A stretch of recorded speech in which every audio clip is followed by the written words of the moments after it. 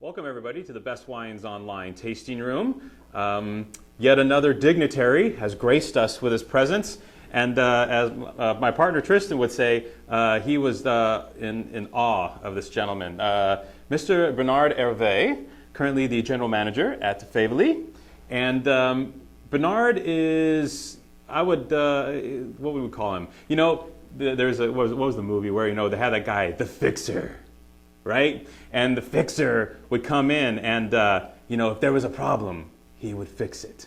Well, Bernard is kind of like the Burgundian equivalent of the fixer to us, where, you know, for the work he did at Bouchard and the work he's doing at Faiveley now, the turnarounds at both of these prestigious, storied domains and estates has been nothing short of astounding. So we wanted to get into Bernard's mind a little bit and find out, you know, just kind of what goes in behind, you know, fixing, if you will, something like Faiveley, which, as we were talking about earlier, you said Faiveley didn't need much fixing. Not really. No. Maybe mainly to correct some big details. And when I arrived at Faiveley, probably the main big details that I discovered was a very special policy of using oak barrel.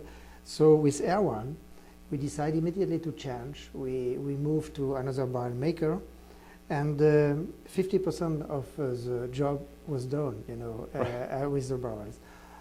After that, of course, there are many other details. We completely decide to be more precise during the vinification, and probably with a special policy of using oak vat for the top Grand Cru and the best Premier Cru.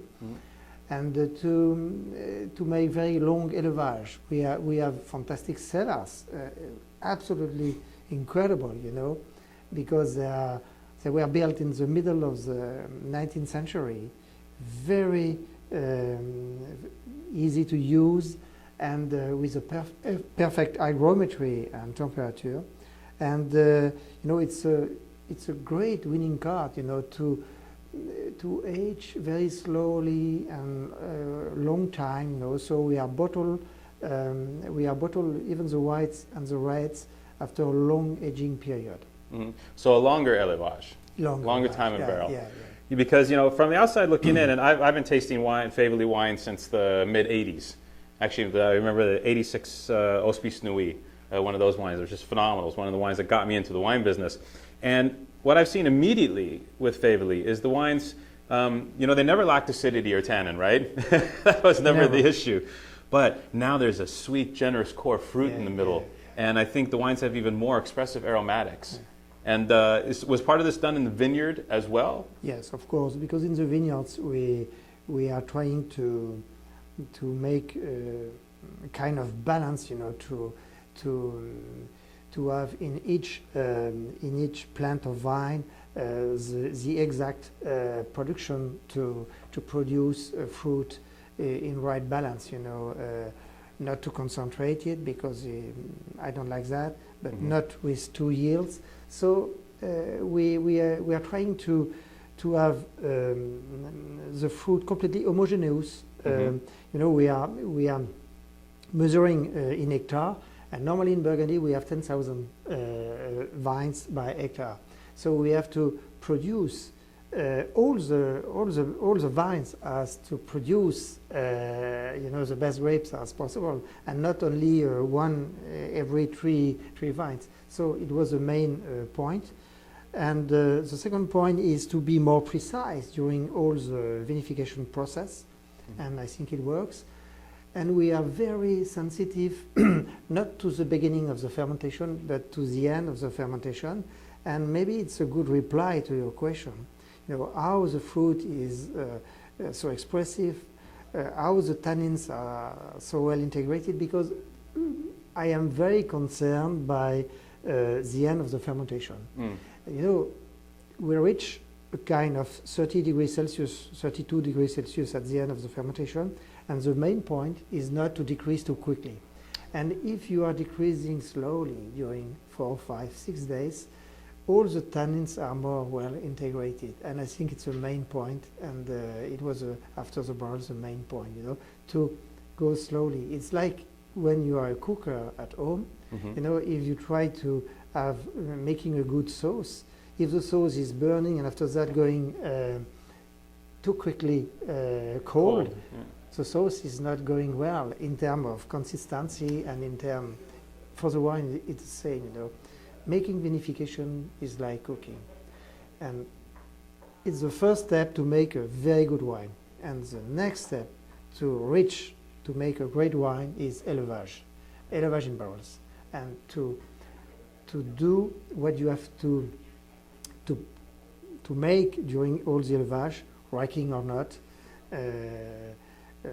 use certain quantities of lees, and it's a question of fine-tuning. And it takes a certain amount of skill to do that fine-tuning vintage to vintage, especially in Burgundy, and especially with someone like Faiveley, who has so many different parcels, so much different fruit to work with.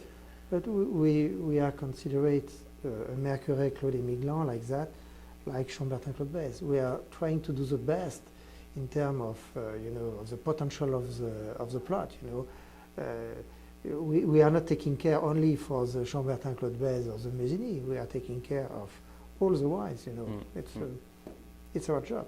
Yeah, you know, actually bringing up the Mercurey, you know, this is one of the Faiveley signature wines, because you guys are the largest landholders in Mercurey, right? It's around 6.5 hectares. It's huge.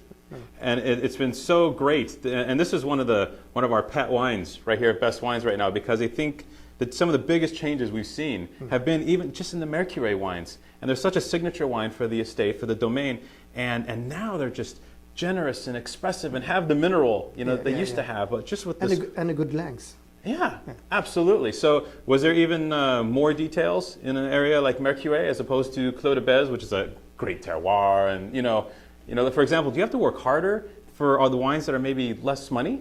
No, you have to be precise. It's only details, and you know, to make this, you know, in this plot of 6.5 hectares, we are picking the grapes at 4 different times, to be sure to take the perfect balance in the grapes. You know, so it's another detail. You know, to be more precise, and for vinification the same.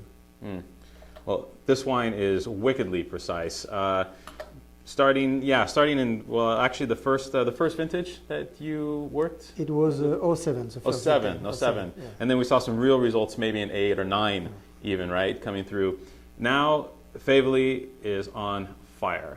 Monsieur Hervet, the wonders that you and Erwan have done, and kudos to Erwan for having the foresight and the chutzpah to jump out there and make some big changes at an estate that previously wasn't known for big changes, was it? You know, very traditional. This is a big step. Yes, but now Erwan is very enthusiastic, you know, because he should be. The domain is more and more successful. The wines are reaching a high level, you know, and so he's young, but now with the results that he has obtained, it's good. Yeah. Well, Bernard, fantastic job. What more can we say other than you've done it again? Yes. All right. Cheers.